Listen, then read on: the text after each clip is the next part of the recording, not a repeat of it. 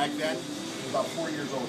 What Samantha has asked me to do here is run over quick about chemicals and how they're controlled and how they're dispensed. So let's start here in the mop closet. Can you just mop the floor? Everybody mop the floor? Raise your hand if you mop the floor. Okay. Okay. This product is down here at the bottom. It's called Wash and Walk. Okay. Wash and Walk, and I put the instructions up here on it. Step in a couple of these. I put the instructions up here on the wall, proper procedures for walk and walk washing. Okay. The first thing you're supposed to do is sweep the floor. Go through the procedures here, and then at the end, you just put down the amount of product on the floor and leave the floor wet. Now, if at the end of the night, you're bringing your bucket back and you're pouring Wash and Walk down the drain, you originally put too much Wash and Walk in that bucket. Only put in what you think you're going to use out on the floor. If you have to go back and get a little bit, that's okay. Don't be wasting it by putting too much in. You know what I mean? So at the end of the night, your bucket should be pretty well empty, because with Wash and Walk, you're putting it down and leaving it wet. Getting more, putting it down and spreading it around and leaving it wet. Everybody understand what I mean by that? You don't need to fill your bucket up to 4 gallons if you're only going to use 2 gallons. Put 2 gallons in, because then at the end of the night, you have just wasted 2 gallons worth of product. Okay? Everybody understand the proper procedure for Wash and Walk? Seriously. It's kind of like the reverse of probably what the government taught you. Wash and Walk is a cold water application. Actually, Wash and Walk has enzymes in the formula that you don't want to put hot water in, because hot water will kill the enzymes. The enzymes eat grease and stuff on the floor. And then when the water dries, the enzymes dry, then tomorrow night you sweep them up. It's kind of backwards to everything that you're used to thinking of, but, you know, and it's all pre-measured out. Push the button, fill up exactly how much you want in the bucket that you think you're going to use, and that's it. Okay? Same with the orange cleaner here. If you clean up a spray bottle, fill up a spray bottle, just wipe things down. It is at a preset recommended medium, concentrate.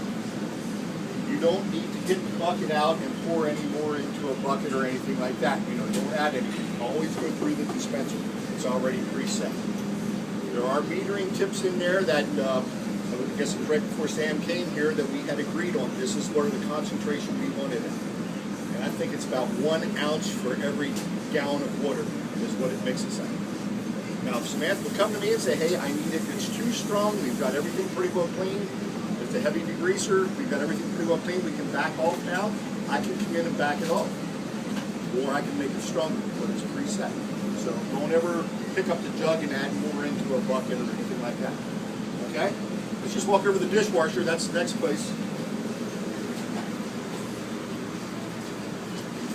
Every bit of your chemicals that you have here are preset concentrations. I can make them stronger, I can make them weaker, but this is what we've all agreed to. This one here, push once. Everywhere I go, people are pushing it, putting some in, pushing it, putting some more in. The way this one here is done, you push the button one time, you put the chemical in. This is more or less a straight chemical. It's really strong. Then you take this and add how much water you want in. This is preset to doing a small bus tub. We got a small bus tub here in the beginning. So push it once, then add water, then let everything soak. Just so you know, the dish machine chemicals right here, that's all preset. There's a cell down in here that has a brain. This is kind of easy words, but no. It has a brain down in there, a cell down in here that tells what we call the brain up here, when to send soap, when not to send soap. Not every time you will see water going down in here.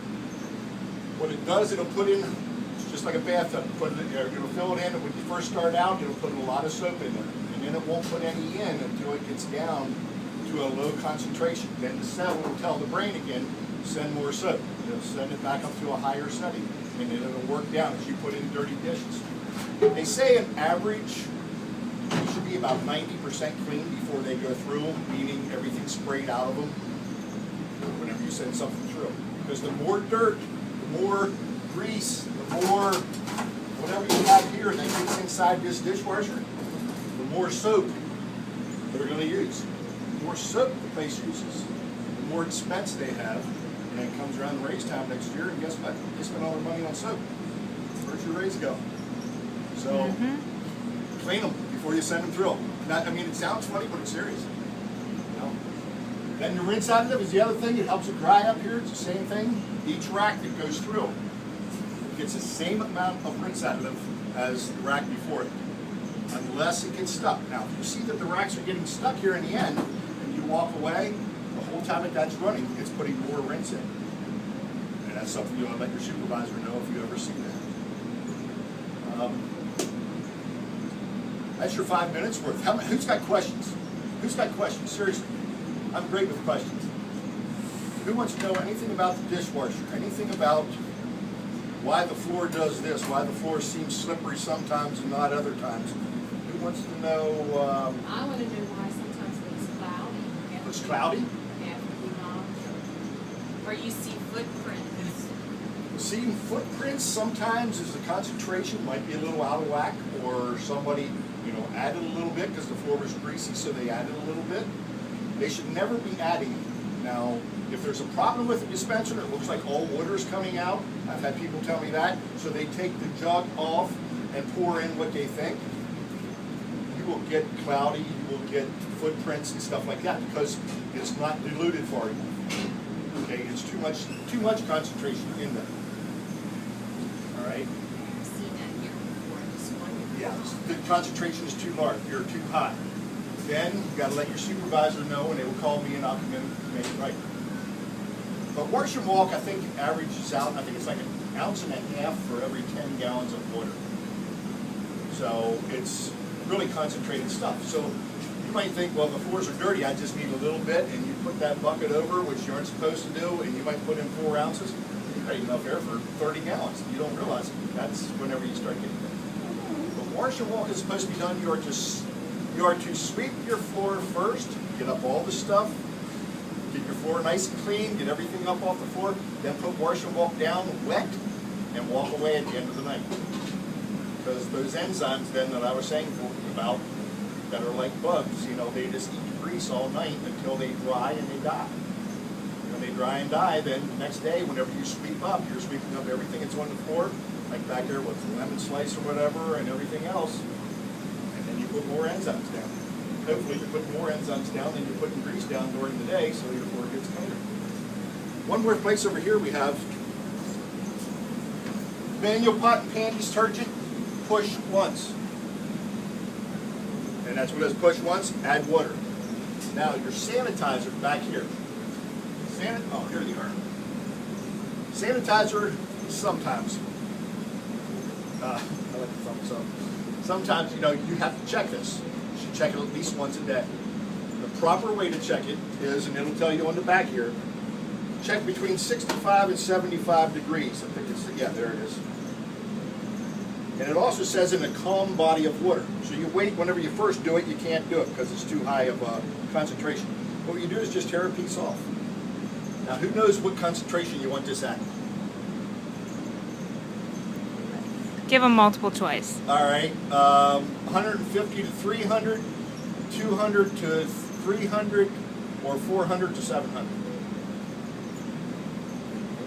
Tell me the middle one. You always pick the middle one if you don't know, okay? 200. 200 or more is the answer. So it says, just tear off a piece, real simple. Everybody can count to 10. You stick a piece of it in there. 2, 3, 4, 5, 6, 7, 8, 9, 10. Pull it out, and then you lay it on a little bit stronger than 200. But it's right in there. It's right in there where you want to be. And that's the way you test it. Now, if you first fill it up and you can't wait for this to get down to 65, 75 degrees, take a cup, sit it there, and let it get to room temperature. Then test the cup. That's a faster way to do it than waiting for this whole thing to either get up to or down to 65 to 75 degrees. A cup will cool faster. But test strips are here. If you ever run out of test strips, Sam has them in her office where you can get more. There they are. Any other questions? And anybody. Yeah, explain the fact that when you push that one time, that's enough soap for the whole sink, not one green bucket. Right. That's what we have a big problem with. Right. This is probably a, I'm going to say a 20-gallon sink. 20 gallons of water is good here. I'm going to say 18 to 20 gallon sink. This is enough soap that goes in for 18 to 20 gallons of water. This is not 18 to 20 gallons of water. So if you're pushing it once and going in there, you're wasting. You're wasting and wasting and wasting soap. If you need soap, fill up the sink and take a bucket full out if it's not dirty. If it's dirty, it should be changed anyhow.